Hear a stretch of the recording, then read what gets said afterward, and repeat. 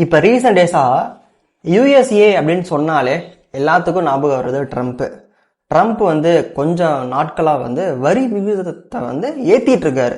ஒரு நாடுகளுக்குமே இவ்வளோ விகிதம் நாங்கள் ஏற்றுறோம்னு சொல்லிட்டு ஒரு எப்படி சொல்லுவோம், ஒரு அனௌன்ஸ்மெண்ட் மாதிரி இந்த நாட்கள்ல இருந்து நாங்கள் வரி விகிதத்தை ஏற்ற போகிறோம் அப்படின்ற மாதிரி கொடுப்பாங்கல்ல, அது மாதிரி கொடுத்து ஏற்றிட்டு இருக்காரு. இப்போ 90 நாளைக்கு வந்து பாஸ் பண்ணி வச்சிருக்காரு. இந்த 90 நாட்களுக்குள்ளார எல்லா நாடுகளுமே ட்ரம்ப் கிட்ட போய் டிஸ்கஸ் பண்ணி எவ்வளோ வரி விகிதம் என்ன ஏதுன்றதை பேசி திருப்பி வந்து கொண்டு வர போறாங்க. சைனாவுக்கு மட்டும் அந்த ஒரு விகிதம் கிடையவே கிடையாது. 125% உனக்கு ஏத்துனது தான் அப்படின்ற மாதிரி ஒத்த கல்ல எங்கிட்ட நிக்கிறாங்க. அங்கிட்ட ஒரு சில விஷயங்கள் நடந்துட்டே இருக்கு. ஒரு பக்கம் நடந்துட்டு இருக்கும் போது இன்னொரு சைட்ல வந்து இது மாதிரி யுஎஸ்ஏக்கு போகணும் அப்படின்னா விசா தேவை.